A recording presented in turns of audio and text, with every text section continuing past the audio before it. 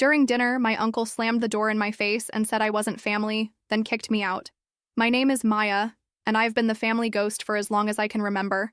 At 28, I've perfected the art of being simultaneously essential and invisible, called when they need something moved, forgotten when invitations are handed out. Growing up, I learned early that love in our house came with conditions I could never meet. My mother had this way of speaking that could slice through bone, always finding the exact words that would leave the deepest cuts. "Why can't you be more like your sister?" became the soundtrack of my childhood. My sister was everything I wasn't: graceful, charming, the kind of person who could walk into a room and instantly become its center. I was the reliable one, the one who helped with groceries, who remembered birthdays when everyone else forgot, who showed up early to help set up and stayed late to clean. But reliable doesn't get you a seat at the table when it matters. Reliable gets you a phone call at 10 p.m., asking if you can pick up something they forgot at the store. The pattern established itself so early I thought it was normal. Family gatherings where my achievements were glossed over in 30 seconds, but my sister's latest promotion, relationship, or vacation got discussed for hours. I'd sit there, contributing when spoken to, laughing at the right moments, playing my part as the supportive background character in their story. By my mid-20s, I started keeping mental tallies. How many times had I been asked to help versus how many times I'd been genuinely asked how I was doing? The ratio was embarrassing. I'd drive 40 minutes to help my uncle move furniture, then not hear from him for months until he needed something else repaired. Last year, I missed my own birthday celebration because I was helping my cousin move into her new apartment. When I finally arrived at the restaurant 2 hours late, they'd already ordered dessert and were getting ready to leave. "Oh, we figured you weren't coming," my mother said with that particular tone she reserved for my disappointments. I've spent years trying to decode what I did wrong. What fundamental flaw made me so easy to overlook? Was it because I never demanded attention the way my sister did? Because I didn't throw tantrums when I felt ignored? Because I just accepted it? The truth is, I've been auditioning for love my entire life, and somehow I never got the part. I became the person who everyone counted on, but no one really saw. The one who would always show up, always help out, always be there, until suddenly I wouldn't be. But I'm getting ahead of myself. This story really begins 3 months ago, when I finally realized that being reliable had become my prison, and sometimes the only way out is to stop being who everyone expects you to be. I spent 3 years between ages 25 and 28 trying to crack the code of family acceptance. I studied them like they were a foreign language I needed to master, convinced that if I just tried harder, gave more, showed up more consistently, eventually they'd see me as worthy. The gift phase was particularly pathetic. I'd show up to casual dinners with expensive wine nobody asked for, flowers for no special occasion, thoughtful presents that demonstrated how much I listened to their passing comments. My sister mentioned wanting to try yoga. I bought her a premium mat and blocks. My uncle complained about his old coffee maker. I researched for weeks and bought him a top-of-the-line espresso machine. "You don't have to do this," they'd say. But I could never tell if they meant it or if it was just polite deflection. The gifts were received with thanks that felt hollow, stored away in closets or regifted to others. I once found the expensive scarf I'd given my mother at a church donation bin, still in its original packaging. I volunteered for everything: moving help, airport runs, babysitting, house sitting. I became the family's unpaid concierge service. When my cousin needed someone to watch her cats for a week, I rearranged my vacation days. When my aunt needed help organizing her garage sale, I spent an entire weekend pricing items and dealing with strangers trying to haggle over her old dishes. The most humiliating part was how eager I was to help.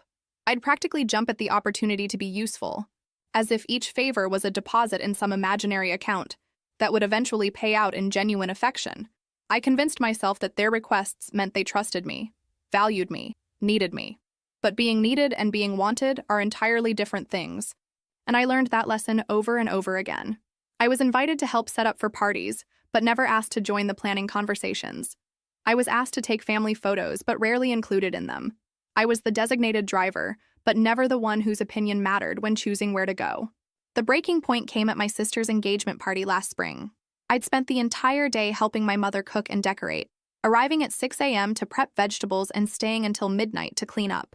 During the party, I watched from the kitchen as my family told stories about my sister's childhood, sharing memories and laughing together while I washed dishes. When my uncle raised a toast to all the people who made this celebration possible, his eyes swept right past me to the caterers we'd hired for the main course. I was standing 10 feet away, apron still tied around my waist, and I might as well have been invisible. That night, driving home exhausted and ignored once again, I started to understand something crucial. My efforts weren't invisible because I wasn't trying hard enough.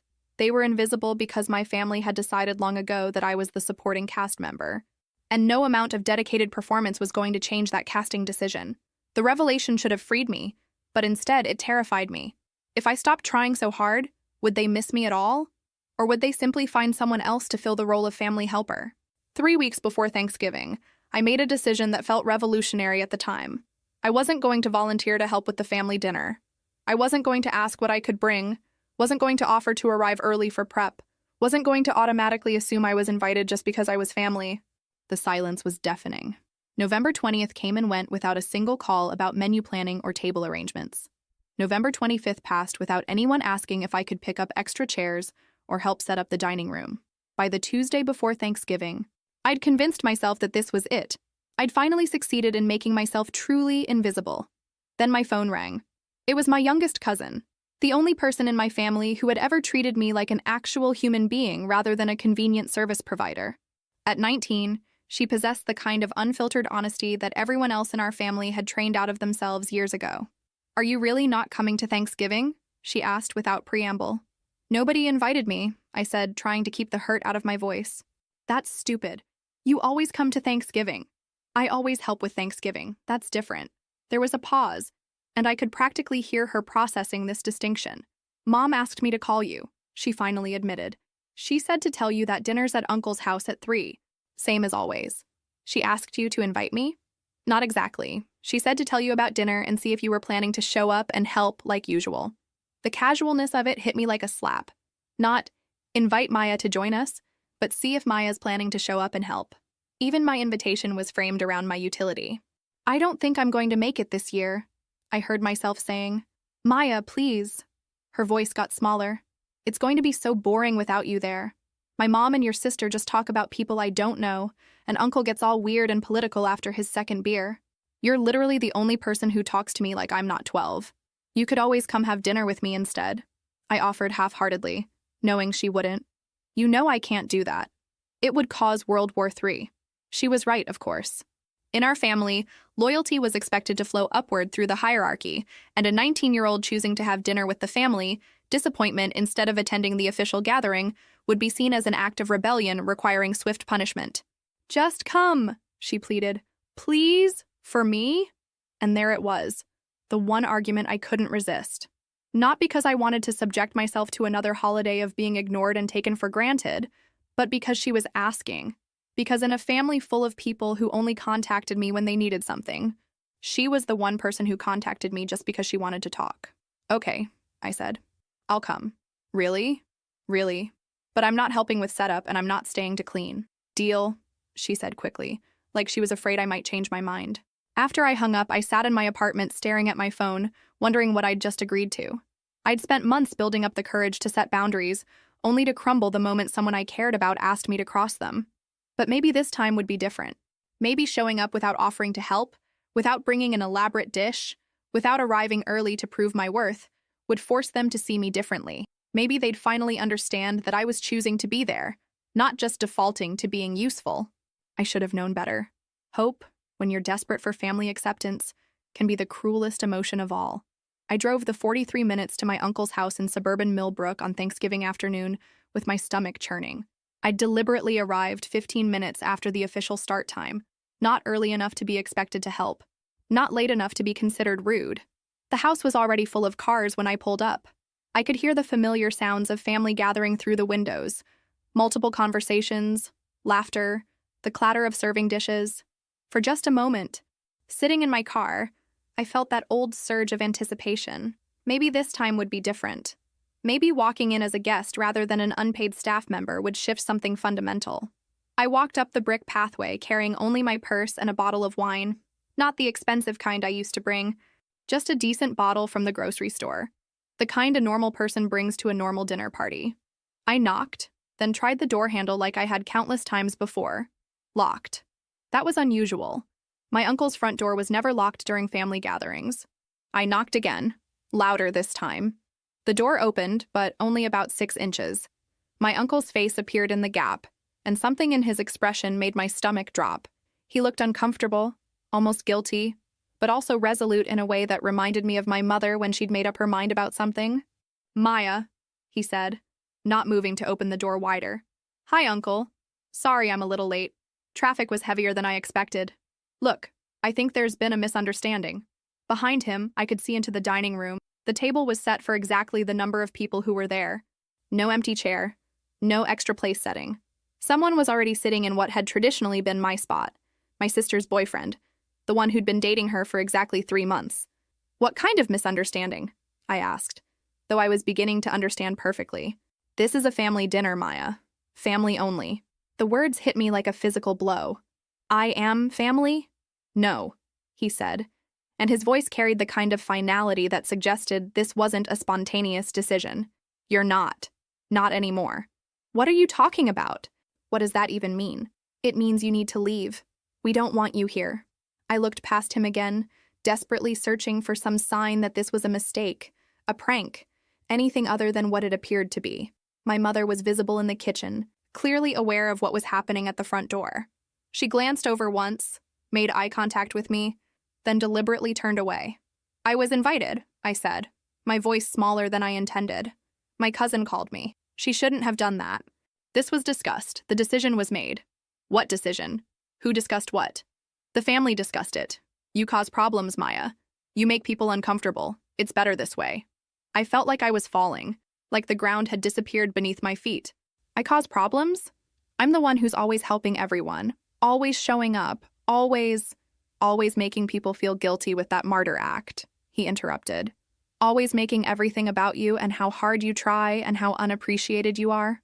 The cruelty of it took my breath away. Not just the words, but the calculation behind them. This hadn't happened in the heat of an argument. This was planned, discussed, decided upon. They'd deliberately waited until I was standing on the doorstep to deliver the blow. "You can't be serious." "I'm dead serious." "Go home, Maya. Find somewhere else to spend your holiday." Through the window, I could see my sister laugh at something someone said. My cousin, the one who'd begged me to come, was staring at her phone, refusing to look toward the door. The whole scene had a surreal quality, like I was watching a play about my own life.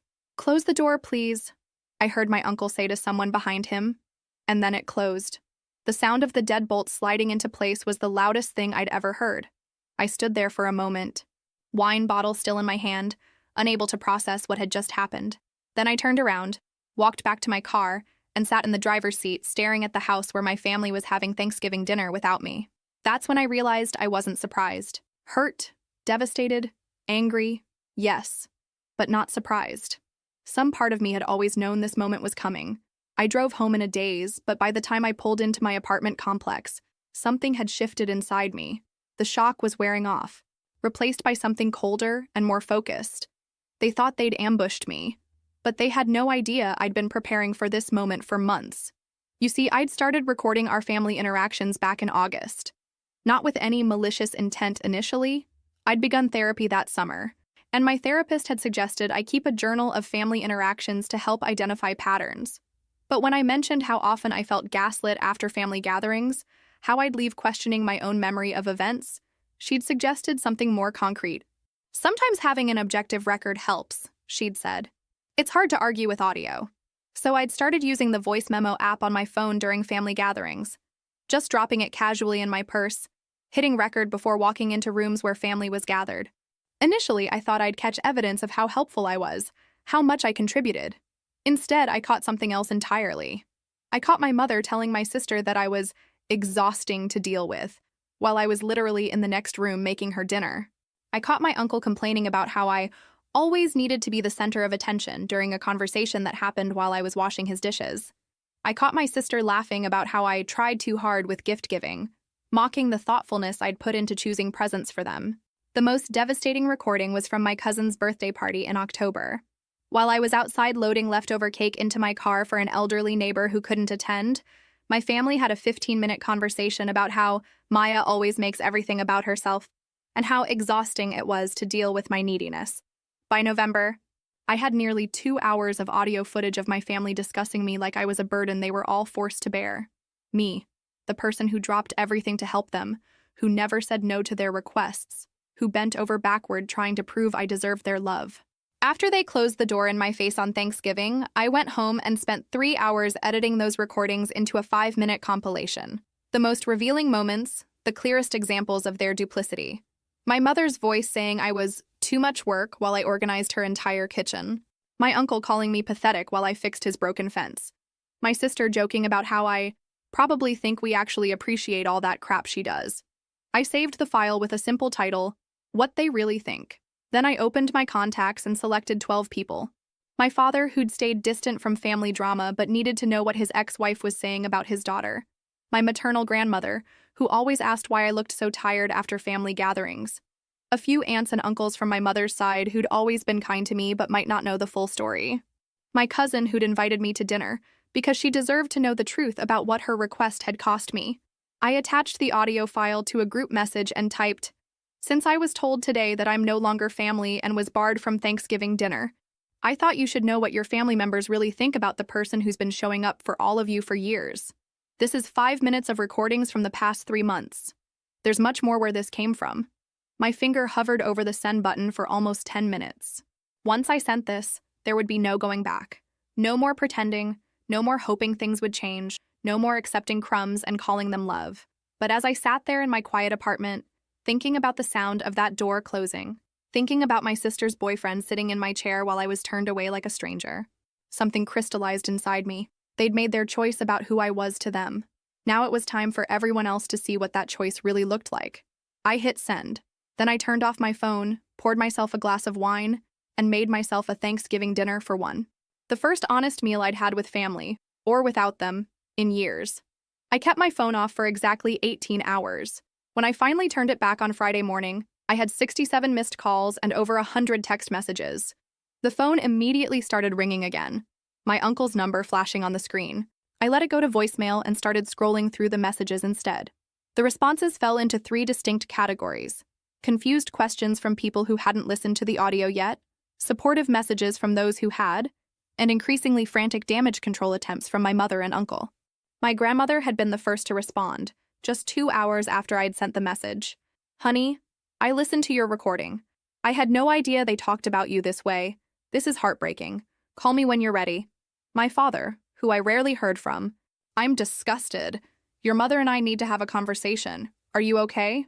But the real revelation was in the messages from extended family members, cousins, aunts, uncles I rarely saw except at major holidays. One by one, they were sharing their own experiences. "Maya, this explains so much. I always wondered why you looked so sad at family gatherings," from my aunt who lived in Oregon. "They've been talking about me the same way for years. I just never had proof," from a cousin I barely knew. "Your mother tried to call me 3 times last night, demanding I delete the message without listening to it. That told me everything I needed to know," from my great-uncle. The desperate messages from my mother and uncle painted a clear picture of panic. They'd gone from angry denials to attempts at explanation to outright begging within the span of a few hours. "Uncle, that recording was taken out of context. You're destroying this family over a misunderstanding." "Mother, I can't believe you would secretly record private conversations. This is a betrayal of the worst kind." Then, as more people listened and responded with their own stories of witnessing the family's treatment of me, the messages from my mother became increasingly unhinged. "You've poisoned everyone against me with your lies and manipulation. I gave you everything, and this is how you repay me. You're not my daughter anymore. You never deserved this family." That last message actually made me laugh out loud. I'd already been told I wasn't family anymore, by my uncle, with her silent approval. She was just catching up to her own decision. The most important message came from my young cousin around noon. "Maya, I'm so sorry. I had no idea Mom and Uncle talked about you like that when you weren't around. I feel sick. I never should have asked you to come yesterday. I'm leaving Uncle's house right now. Can I come see you?" She showed up at my apartment an hour later, crying before I even opened the door fully. We sat on my couch while she apologized over and over for unwittingly setting me up for yesterday's humiliation. "I really thought they just forgot to invite you properly," she said. "I had no idea they planned to do that to you. It's not your fault," I told her, and meant it. "You were the only person who wanted me there. I still want you. This whole family is insane without you. Do you know what happened after you sent that recording?" I shook my head. People started leaving. Uncle's house cleared out by 8 p.m. Grandma called Mom and Uncle and told them she was ashamed to be related to them. Dad called Mom and screamed at her for 20 minutes. Everyone's taking sides, and honestly, most people are taking yours. As she talked, my phone kept buzzing with new messages. More family members asking for the full recordings. More people sharing their own stories of how my mother and uncle had talked about them behind their backs. More cracks appearing in the perfect family facade they'd worked so hard to maintain. I realized something profound sitting there with my cousin. For the first time in my adult life, I wasn't trying to manage other people's emotions or fix other people's problems. I wasn't rushing to apologize or smooth things over or take responsibility for everyone else's feelings. I had simply told the truth and let everyone else figure out what to do with it. By Saturday, my family's carefully constructed social media presence was crumbling in real time. My mother, who prided herself on her curated image of family perfection, made the catastrophic decision to post on social media about what she called the betrayal of a troubled family member. Her post was a masterclass in victim manipulation. Sometimes loving someone means accepting that they're not healthy enough to be part of your life. It breaks my heart to share that we had to make the difficult decision to ask my daughter to leave our family gathering after years of increasingly concerning behavior. I'm sharing this because I know some of you received disturbing messages from her, and I want you to know that we're getting her the help she needs. Please keep our family in your prayers during this difficult time. The post backfired spectacularly. Within hours, family members were commenting with their own experiences. My grandmother was the first. The only concerning behavior I've witnessed is how you've treated that girl for years. She's been nothing but devoted to this family, and you've repaid her kindness with cruelty. My father, who rarely engaged with social media, created an account specifically to respond. I've listened to the audio Maya shared. Anyone who wants to understand the real story should listen to it too. What I heard was a young woman being systematically emotionally abused by people who should have been protecting her. The comments section became a battlefield. Extended family members, family friends, even neighbors weighed in with their observations of family dynamics over the years. People shared stories of witnessing my mother's cutting remarks, my uncle's dismissive treatment, the way I was consistently overlooked and undervalued. I always wondered why Maya looked so exhausted at family parties, wrote a family friend. Now I understand she was working the entire time while being treated like an unwelcome guest. Maya was the only one who visited my mom when she was in the hospital last year, another cousin added. Where was everyone else? The most devastating comment came from my elderly neighbor, who I'd been helping with groceries and yard work for 3 years. Maya brings me leftover food from family gatherings because she says there's always too much. Now I realize she was probably bringing me her own portion because she wasn't really welcome to eat with them. My phone became unusable from the constant notifications. Messages of support poured in from people I hadn't spoken to in years, high school friends who'd met my family, college roommates who'd witnessed phone calls, co-workers who'd heard me make excuses for why I couldn't attend their events because I was helping family. The pattern they painted was devastating and consistent. Years of me prioritizing family obligations over my own life, relationships, and opportunities, while being treated as an afterthought by the very people I kept sacrificing for. My therapist had an emergency session with me on Saturday evening. Maya, I need you to understand something, she said after I'd filled her in on the past few days. What you're experiencing right now, this validation, this support, this is what normal families do when one member is being mistreated. They rally around the victim, not the abusers. It feels surreal, I admitted. I spent so many years thinking I was the problem. That's what emotional abuse does. It makes you question your own reality, your own worth, your own memories. But look at what happened the moment you provided objective evidence of how you were being treated. People immediately recognized it as wrong. That evening, my cousin texted me screenshots from a group chat I wasn't part of. A conversation between my mother, sister, and uncle trying to coordinate their response to the public relations disaster they'd created. We need to control the narrative, my mother had written. Maya has always been unstable. People need to understand that we were protecting ourselves. Maybe we should just apologize and try to smooth things over, my sister had suggested.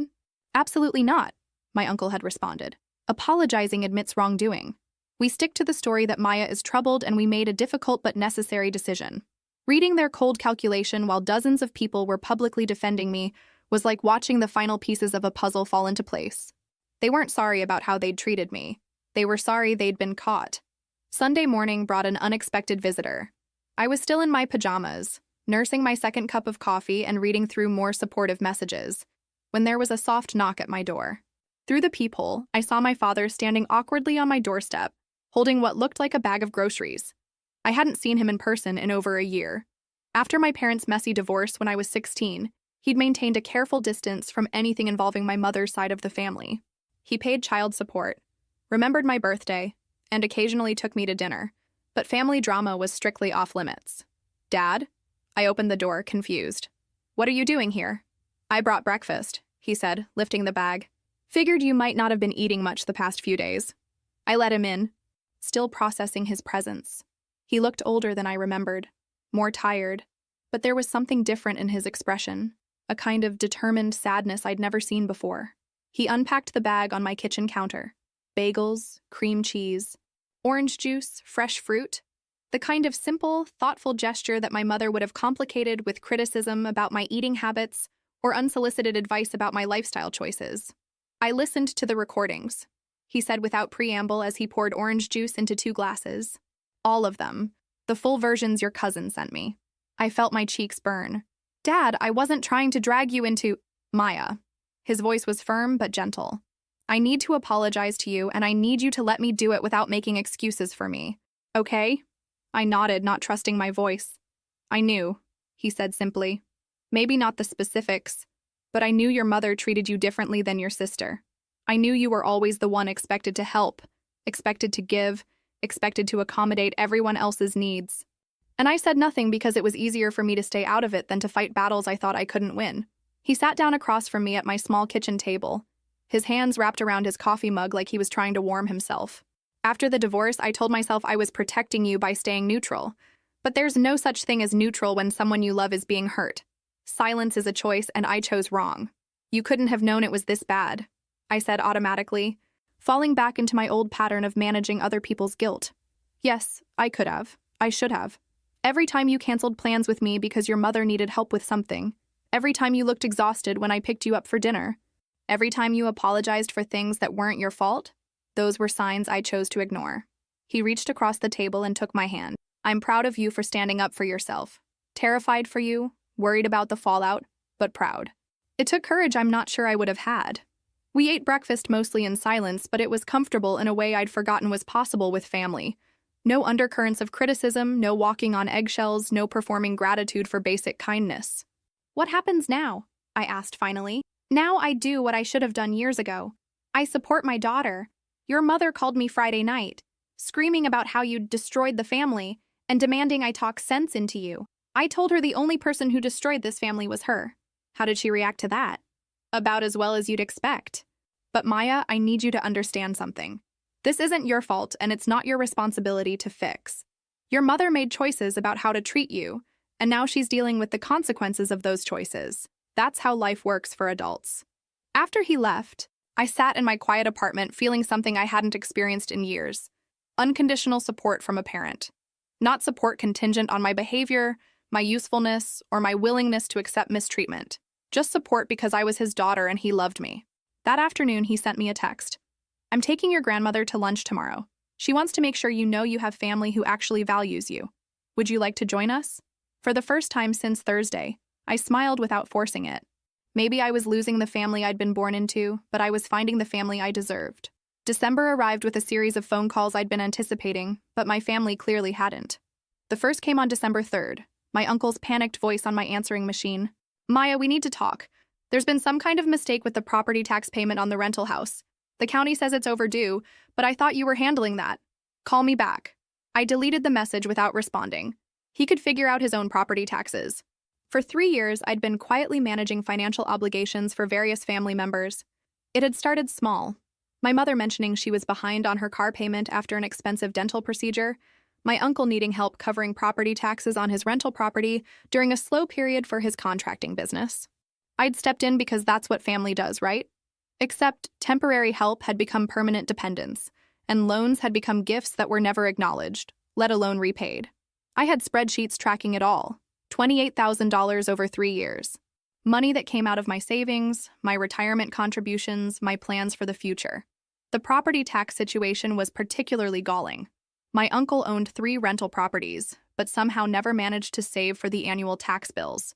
For 2 years running, I'd received frantic calls in November about impending tax sales, and I'd quietly transferred $4,000 each time to keep his properties from being seized. In return, I got to hear him complain at family gatherings about entitled millennials who don't understand hard work. My mother's situation was more complex. After the divorce, she'd struggled financially but refused to downsize from the house she couldn't afford. Rather than face reality, she'd learned to call me whenever bills became overwhelming. Her car payment, her credit card minimums, her homeowner's insurance. I'd become her unofficial financial safety net, all while listening to her criticize my lack of financial responsibility because I rented an apartment instead of buying a house.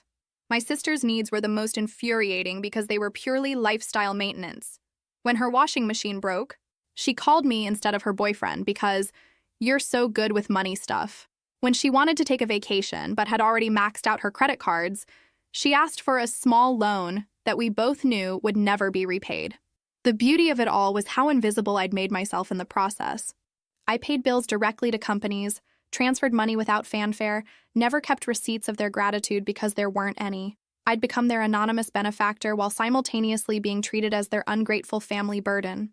Now, as December progressed, the bills were coming due without their secret sponsor.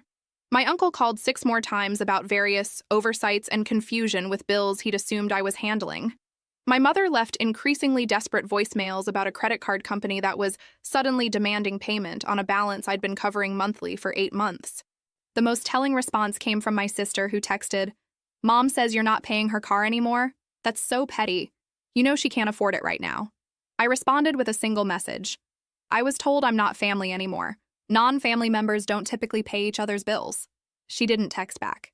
By December 15th, I'd received 43 calls and messages about various financial emergencies, all of them bills and obligations I'd been silently covering while being treated like an unwanted burden. The irony was almost poetic. The family member who caused problems and made everyone uncomfortable had been financially supporting half of them for years. I calculated the numbers one final time. If I stopped covering their various obligations, I'd save over $900 a month. Money I could use for my own life, my own goals, my own future.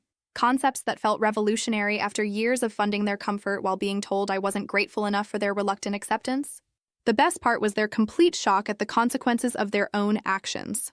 They'd expelled me from the family without considering that families help each other financially, that cutting someone off goes both ways.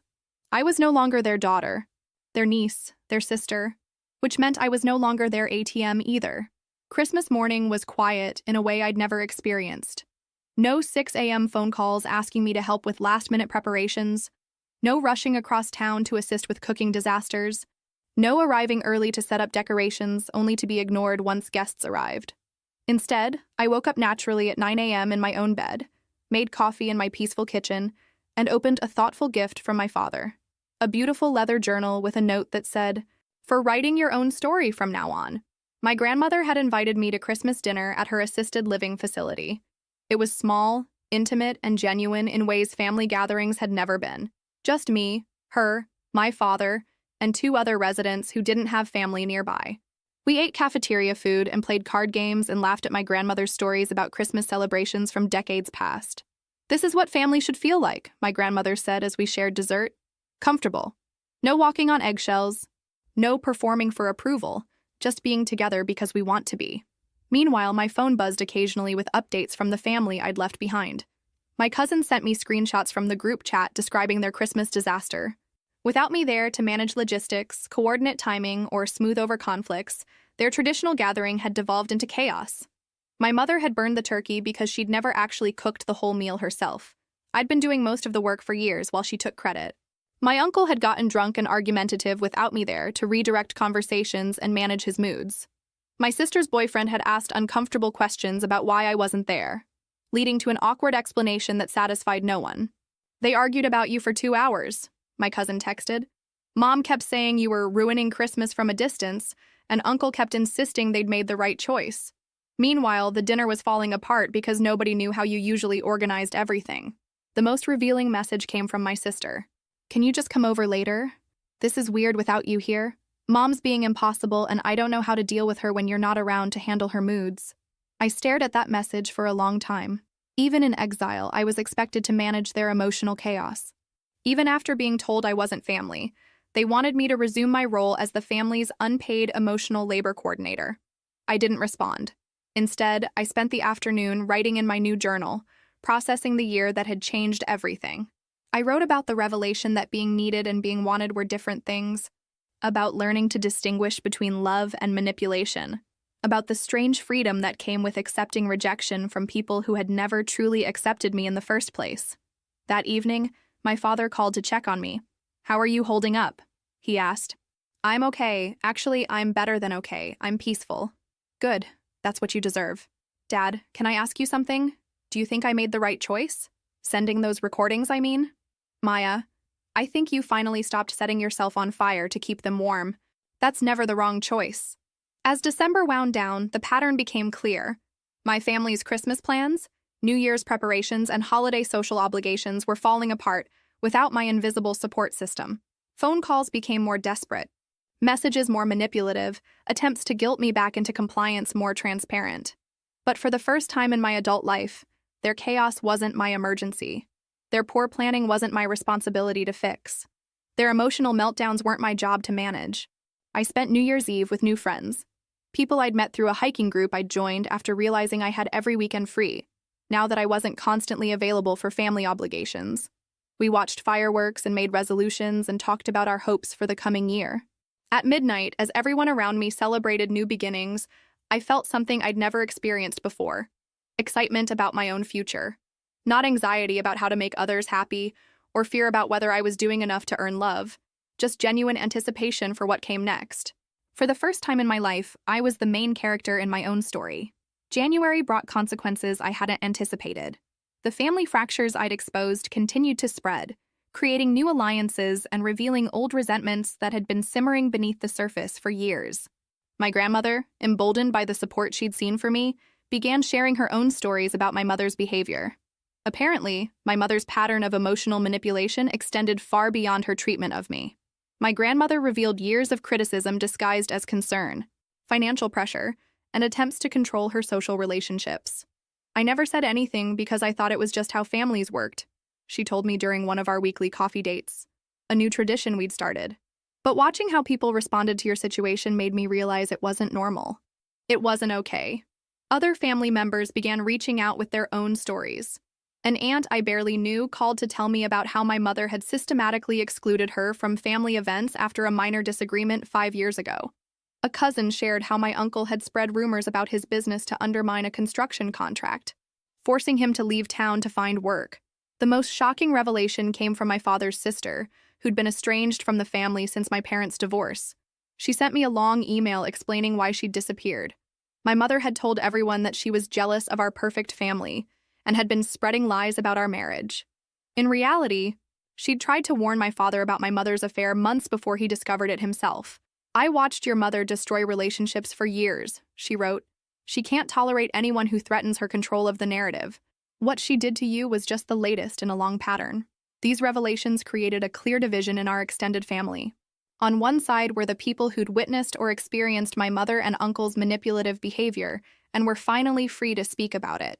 On the other side were the family members who either benefited from the current power structure or were too afraid of conflict to take sides. My sister found herself in an impossible position. She'd built her identity around being the favored child, the successful one, the family golden child. With that dynamic exposed as artificial and cruel, she was forced to confront some uncomfortable truths about her own complicity. She sent me a letter in February, an actual handwritten letter, not a text or email. In it, she admitted that she'd known I was being treated unfairly, but had been afraid to speak up because she didn't want to lose her privileged position. "I was selfish," she wrote. "I let you take all the criticism and carry all the responsibility because it made my life easier. I told myself that you were stronger than me, that you didn't mind helping, that it was just your personality. But I knew better. I've always known better." The letter was a start, but it wasn't enough to repair years of damage. Acknowledgement of wrongdoing isn't the same as amends, and I wasn't ready to resume a relationship based on her convenience. My mother's response to the family upheaval was predictably dramatic. She sent me a certified letter in March threatening legal action for defamation and intentional infliction of emotional distress. The letter, written by what was clearly a bargain basement lawyer, demanded I retract all false statements and cease and desist from further harassment of family members. I showed the letter to my father, who laughed out loud. She's threatening to sue you for playing recordings of her own words? Good luck with that defense. The legal threat backfired spectacularly. Several family members who'd been staying neutral decided that threatening lawsuits against your own daughter for exposing emotional abuse was a line too far. My mother's support network shrank to just my uncle and a couple of his drinking buddies. More importantly, the threat crystallized something for me. My mother wasn't sorry about how she'd treated me. She wasn't embarrassed by her behavior. She was angry that I'd exposed it. Even faced with overwhelming evidence of her cruelty, her primary concern was controlling the narrative and avoiding accountability. The letter made it clear that reconciliation was impossible, not because I was unwilling to forgive, but because she was unwilling to acknowledge there was anything to forgive. By spring, two distinct family networks had emerged. The old guard, my mother, uncle, and their few remaining allies, continued their pattern of gossip, manipulation, and emotional warfare. The rest of us, grandmother, father, several aunts and cousins, and extended family members, began building relationships based on mutual respect rather than obligation and fear. I finally understood what healthy family relationships looked like, and why I'd felt so exhausted for so many years. I'd been trying to force genuine connection with people who were fundamentally incapable of it, while neglecting the family members who'd been waiting all along to love me without conditions. A year later, I barely recognized the person I used to be. The woman who drove to that Thanksgiving dinner expecting crumbs and calling them love seems like a stranger to me now. I'm writing this from my new apartment, a bright, airy place that I chose because I loved it, not because it was convenient for helping family members with their various needs. The walls are decorated with photos of hiking trips, dinner parties with genuine friends, and quiet moments of contentment that I never thought I'd experience. The journal my father gave me last Christmas is filled with entries chronicling this transformation. Pages about learning to say no without guilt, about discovering what I actually enjoyed when I wasn't constantly managing other people's emotions, about the strange luxury of having weekends free to pursue my own interests. I've started writing professionally, freelance articles about family dynamics, emotional abuse, and the journey to self-worth. My first published piece, The Invisible Family Member, resonated with thousands of readers who recognized their own experiences in my story. The response was overwhelming. Emails from people who'd lived similar lives, thank you notes from others who found the courage to set their own boundaries, messages from therapists who shared the article with clients struggling with toxic families. My dating life has transformed too. When you stop accepting crumbs from family, you become unable to accept them from romantic partners. I'm seeing someone now, a kind, emotionally available person who treats me with the respect I thought was reserved for other people. He's never met my mother or uncle, and he never will. Some boundaries are non-negotiable. Let me tell you what happened to each person in this story because closure matters. My mother continues living in her too expensive house, but now she pays her own bills. She's had to downsize her lifestyle significantly and frequently posts on social media about the ungrateful children who abandon their families. She has very few friends left. Most people grew tired of her constant victim narrative and need for drama. My uncle lost one of his rental properties to tax foreclosure and had to sell another to pay debts. His drinking got worse after losing his free financial support system, and he's become increasingly isolated. He still insists he did nothing wrong, but his own children barely speak to him anymore. My sister moved across the country for a job opportunity, but I suspect she was also fleeing the wreckage of our family's reputation in town. She sends me birthday cards now with generic messages about hoping we can reconnect someday. I appreciate the gesture, but trust is earned, not inherited. My cousin, the one who invited me to that fateful dinner, is thriving. She moved in with my grandmother after graduating college, and they've become each other's chosen family. She visits me regularly, and we've built the kind of relationship I always wanted with a sister. My father and I have weekly dinners now. He's dating someone nice who treats me like a daughter from the start, not someone who has to earn acceptance. He's more involved in my life than he's ever been, and he frequently apologizes for the years he stayed silent. I've forgiven him because he did the work to change. My grandmother is my hero. At 83, she decided she was too old to waste time on fake family harmony. She speaks her mind now, stands up for people being mistreated, and has become a fierce advocate for authenticity in relationships. She's the matriarch our family needed all along. As for me, I'm finally living my own life instead of servicing everyone else's. I have hobbies, goals, dreams that belong to me alone. I've learned that being alone is better than being with people who make you feel lonely. I've discovered that saying no to the wrong people creates space for the right ones to find you. The most unexpected gift of this whole experience was discovering that I'm actually quite likable when I'm not desperately trying to prove my worth. When you stop performing for acceptance, you attract people who accept you as you are. Sometimes people ask if I regret sending those recordings, if I wish I'd tried to work things out differently. The answer is always no. That Thanksgiving dinner, humiliating as it was, gave me the gift of absolute clarity. There's immense power in stop pretending that cruelty is love, that obligation is affection, that being needed is the same as being valued. I grieved the family I thought I had, then celebrated the family I actually deserved. Some of them had been there all along, just waiting for me to stop chasing people who were never going to choose me back. Today, I choose myself. Every single day, I choose myself. And for the first time in my life, that feels like enough.